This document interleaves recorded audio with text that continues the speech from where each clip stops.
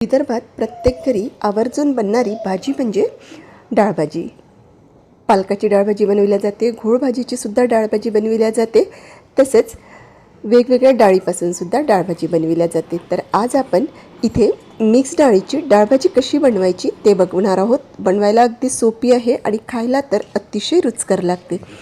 चला तर मग वैशालीच रेसिपी मराठीमध्ये तुम्हा सर्वांचे मी अगदी मनापासून स्वागत करते आणि आजच्या रेसिपीला सुरुवात करते. तर अशी ही चमचमीत मिक्स डाळीची डाळभाजी करण्यासाठी आपण 1 वाटी भरून तुरीची डाळ घेतली.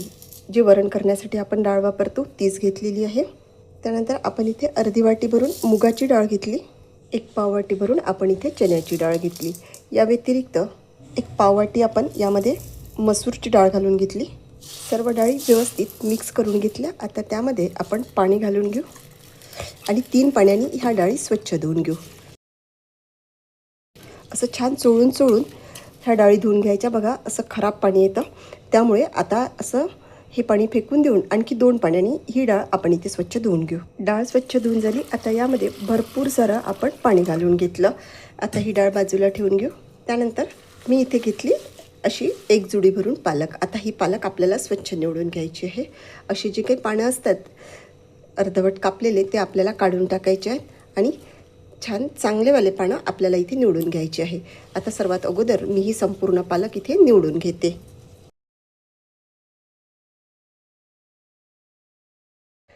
आणि हे बघा इथे संपूर्ण पालक निवडून झालेली आहे आणि स्वच्छ 3 पाण्याने आपण ही पालक धुवून घेतलेली आहे. ही पालक आपल्याला चाकूच्या साहाय्याने छान बारीक कट करून घ्यायची. खूप जास्त अशी जाड नाही कट करायची. जेवढी शक्य तेवढी आपल्याला ही पालक बारीक कट करून घ्यायची आहे. ती खायला खूप छान लागते. अशी ही कापलेली पालक आता आपण या डाळीमध्ये घालून घ्यायची. आणि वजनी प्रमाण म्हणाल पालकाचं तर 1 पाव ही पालक घेतलेली होती मी. संपूर्ण पालक कापून झाली. परत आपण ही डाळ आता बाजूला ठेवून देऊ. आणि इथे घेतला 1 मोठ्या साईजचा टोमॅटो, 3 हिरव्या मिरच्या स्वच्छ धुवून घेतल्या. आता ह्या 3 हिरव्या मिरच्या छोट्या तुकड्यांमध्ये कट करून घेऊ. त्याचप्रमाणे हा टोमॅटोसुद्धा मध्यम आकारामध्ये कापून घ्यायचा. ना जास्त मोठ्या फोडी करायच्या ना जास्त छोट्या फोडी करायच्या. आणि हे बघा इथे आपलं टोमॅटो आणि हिरवी मिरची कापून झालेली आहे. हे टोमॅटो आणि हिरवी मिरचीसुद्धा आपण डाळ आणि पालक घालून घेतलेल्या बाउलमध्येच घालून घेऊ. म्हणजे टोमॅटो आणि हिरवी मिरची शिजून छान फ्लेवर आपल्या पालकाच्या वरणाला येतो. याला काही जण पालकाचं वरण असं सुद्धा म्हणतात. त्यानंतर यामध्ये जाईल 3 ते 4 पोहे खायचे चमच्याने शेंगदाणे. कच्चे शेंगदाणे घालून घ्यायचे. अशा पद्धतीने भाजीत शिजलेले शेंगदाणेसुद्धा खायला खूप छान लागतात आणि त्यामुळे भाजीची टेस्टसुद्धा इन्हॅन्स होते. भाजीचं भांडं थोडं छोटं झालेलं असल्यामुळे मोठ्या भांड्यामध्ये संपूर्ण डाळ आणि पालक आपण ट्रान्सफर करून घेतलं. भरपूर सारं पाणी घालून घेतलं आणि आता यावरती झाकण ठेवून कुकरमध्ये हे भांडं ठेवून 3 शिट्ट्या मोठ्या फ्लेमवरती आणि 1 शिट्टी लहान फ्लेमवरती घालून डाळभाजी आपण कुकरमध्ये शिजवून घेऊ. कुकर होईपर्यंत आपण फोडणीसाठी लागणारी तयारी करून घेऊ. तर 1 मध्यम आकाराचा कांदा असा चौकोनी आकारामध्ये कापून घेतला. त्यानंतर आपल्याला लसूण आणि जिऱ्याची पेस्ट तयार करून घ्यायची. तर त्यासाठी इथे घेतला 1 खलबत्ता. त्या खलबत्त्यामध्ये 1 गाठा भरून सोललेला लसूण घालून घेतला. 1 इंच आल्याचे तुकडे घालून घेतले आणि 5 ते 6 कढीपत्त्याचे पानं घालून हे सगळं छान जाडसर ठेचून घेऊ. आणि हे बघा इथे आपली आलं लसूण आणि कढीपत्त्याची जाडसर पेस्ट तयार झालेली आहे. आणि इकडे आपला कुकरच्या शिट्ट्यासुद्धा पूर्ण होऊन पूर्णपणे कुकर थंड झालेला आहे. आता आपण आपली डाळभाजी चेक करू. हे बघा इथे आपली ही डाळभाजी छान शिजून झालेली आहे. आता यामध्ये आपण थोडंसं पाणी घालून घेतलं. चमच्याच्या साहाय्याने हे पाणी यामध्ये मिक्स करून घेऊ. इथपर्यंत तुम्ही माझा व्हिडिओ बघितला असेल आणि व्हिडिओ थोडा जरी आवडला असेल तर प्लीज माझ्या चॅनलला सबस्क्राईब करा. तसेच बेल आयकॉनवरती क्लिक करून ऑलवरती सुद्धा प्रेस करा. म्हणजे माझ्या येणाऱ्या प्रत्येक व्हिडिओचं नोटिफिकेशन्स तुम्हाला मिळेल. भाजीला फोडणी घालण्यासाठी गॅसवरती मी 1 जाडबुडाची कढई ठेवून घेतली. आता त्यामध्ये मोठ्या चमच्याने 1.5 चमचा भरून तेल घालून घेते. आपल्याला तेल इथे मध्यम तापवून घ्यायचं आहे. तेल मध्यम तापलं. आता त्यामध्ये अर्धा चमचा मोहरी घालून घेऊ. मोहरी मस्त तडतडू द्यायची म्हणजे भाजीला छान फ्लेवर येतो. त्यानंतर अर्धा चमचा जिरं घालून घेतलं. जिरंसुद्धा छान फुलून आलेलं आहे. आता त्यामध्ये आपण घालून घेऊ कापून घेतलेला कांदा आणि हलकासा सोनेरी रंग येईपर्यंत हा कांदा आपल्याला या तेलावरती परतवून घ्यायचा आहे. कांदा परतून 1 ते 1.5 मिनिट झाला की लगेच त्यामध्ये असे 10 ते 12 कढीपत्त्याचे पानं घालून घ्यायचे. म्हणजे आपल्या भाजीला कढीपत्त्याचा सुद्धा छान फ्लेवर येतो.